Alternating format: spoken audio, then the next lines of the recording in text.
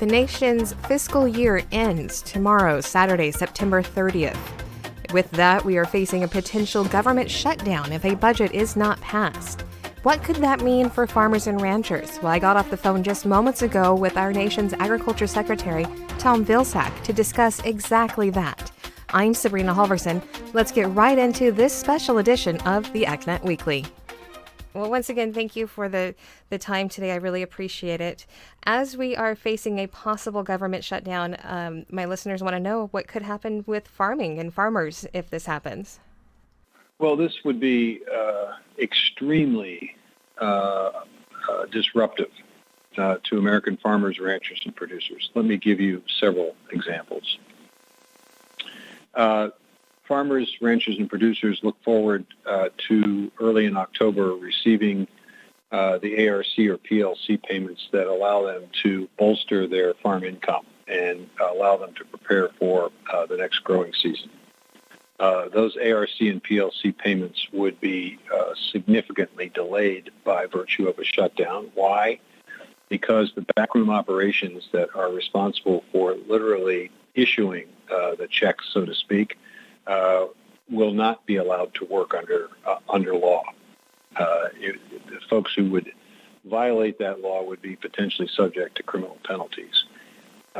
We received directions from the Government Accounting Office in terms of what offices could remain open and what staff members could continue to work at USDA, and those critically important people to farmers, ranchers, and producers would not fall within the essential worker category as defined by law.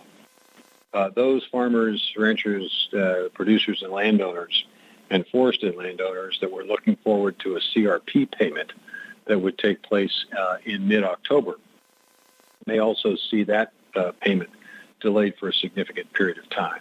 Why? Again, because the people who would be responsible for issuing those payments would not be at work because the office would be closed. The Dairy Margin Protection Program, which is critically important to dairy producers as they deal with shrinking profits, that program too would be essentially shut down until such time as the government reopened. And it's not just FSA county offices.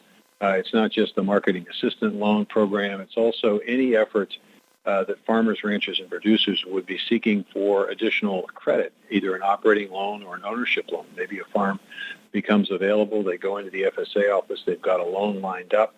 Their seller's ready to close. All of a sudden, a small handful of Republicans in the House who are extreme make the decision to shut the government down.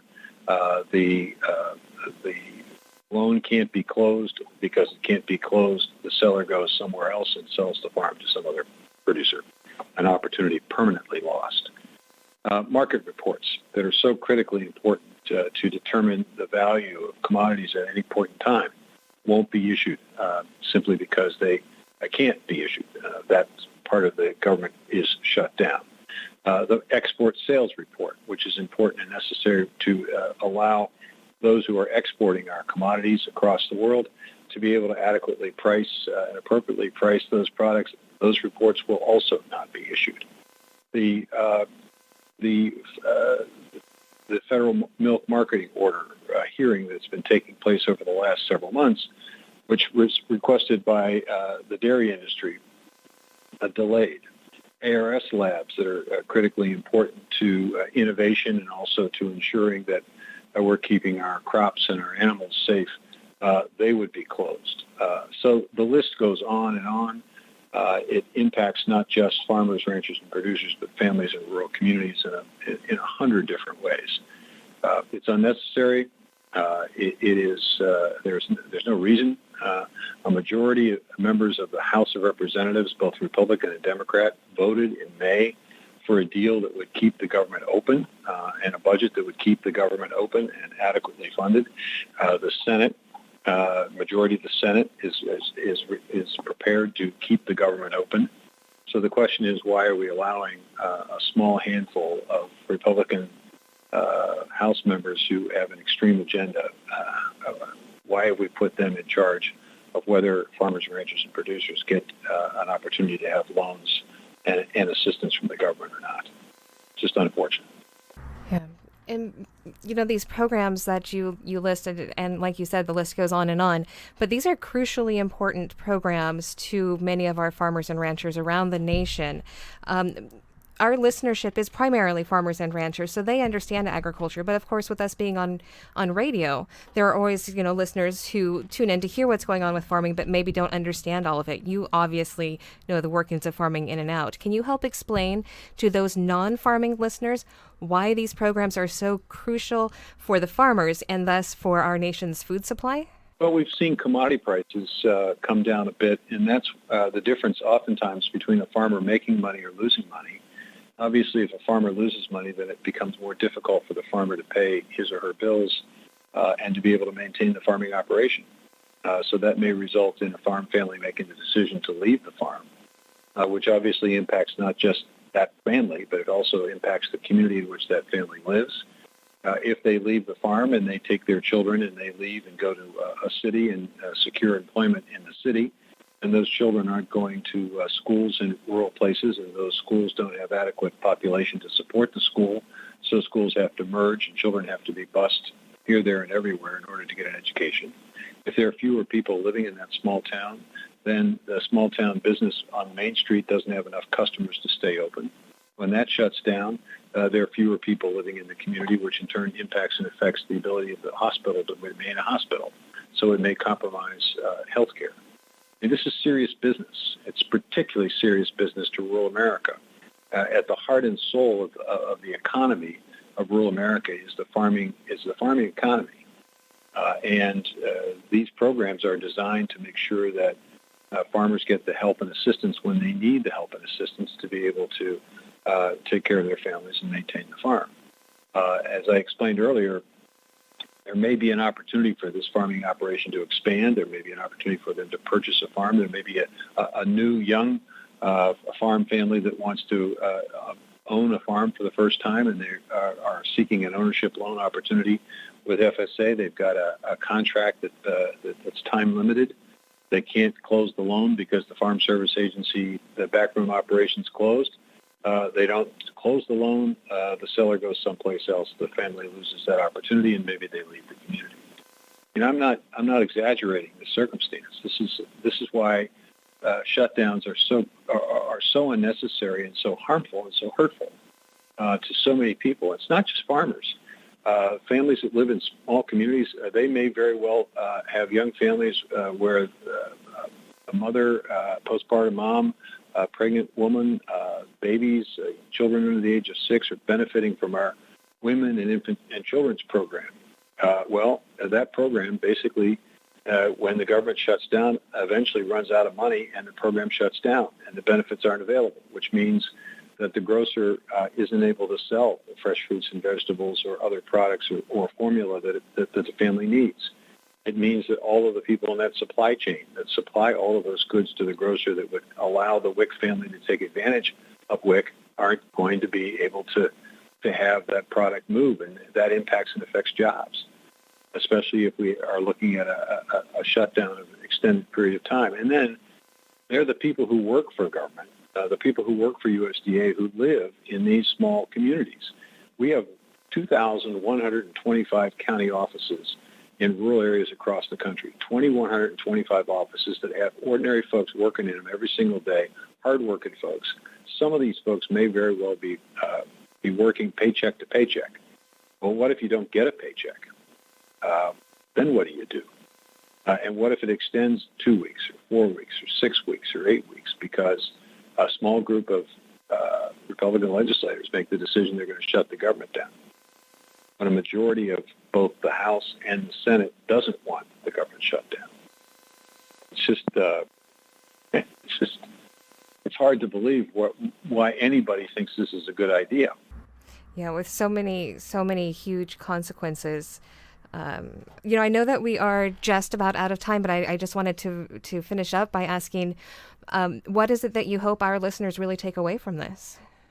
Well, I hope that they understand and appreciate two things. One, that this shutdown doesn't have to happen, and it's only happening because a small percentage, a small number of Republican legislators are making it happen. that the majority of those in the House and the Senate don't want it to happen. And the Speaker of the House needs to do his job that he fought so hard to get and basically allow the majority, both in his caucus and in the Democratic caucus, to move forward with a continuing resolution to allow the government to continue to be open.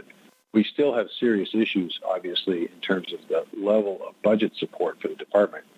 Last night, the House voted down the House Republican appropriations bill for the Department of Agriculture. And well, they did, because it would have permanently reduced the number of people working at the farm service agencies helping farmers, ranchers, and producers. It would have significantly reduced our commitment to helping those around the world with agricultural products produced by our farmers, with a 70% cut to the Food for Peace program. It would have significantly compromised the ability of the Office of the Chief Economist to provide the information to allow commodities to be properly priced and the market to know what's happening by a 67% cut in the Office of the Chief Economist. It would have crippled the Foreign Ag Service by reducing its budget by 24%, which meant that we wouldn't be as aggressive with trade promotion and trade activities. It would have eliminated an office called the Codex, which negotiates for us on the international stage to make sure that our agriculture is not put at a disadvantage when it comes to exports around the world. I mean, I could go on and on about the petty nature and the punitive nature of this budget. So there's another opportunity here for conversation. But in the meantime, we need to keep the government open so farmers, ranchers, and producers get the assistance and help that they're counting on in October to be able to run their operation without disruption, without the stress, without the nervousness that can be caused when you can't access the programs because folks aren't in the office because a handful of legislators decide to shut the government down. Well, I know that we are out of time, and I don't want to push you beyond your schedule any more than this. I really appreciate the few minutes that you could give me. You bet. And do you feel like that we've covered everything you needed to cover? Well, we'll be back talking to you once this shutdown ends and we start talking about the budget, because the budget that was passed by that wasn't passed by the House but proposed by the House is absolutely devastating. And I could go into great detail about the petty nature of it. I'll just give you one example, and this is what people out in the countryside, your listeners, would hate about this process. Because we have some folks who work very hard to increase and improve the food assistance program for families that are struggling, for homeless veterans, for people with disabilities, for families who are working in the workplace but aren't making enough to make ends meet. Because we tried to help those families out, the woman who is in charge of that part of the USDA had her salary, according to an amendment that was passed, had her salary cut from what it currently is to $1 a year. Now, there's no excuse for that kind of conduct. Yeah. And we have to reject that kind of approach, and we have to get back to working in a bipartisan way, listening to one another, and getting things done for the people instead of trying to score political points. And that's unfortunately what we're getting into. Once again, thank you to Agriculture Secretary Tom Vilsack for making time in his schedule for this conversation. That is this week's AgNet Weekly. I'm Sabrina Halvorson. Thank you for listening.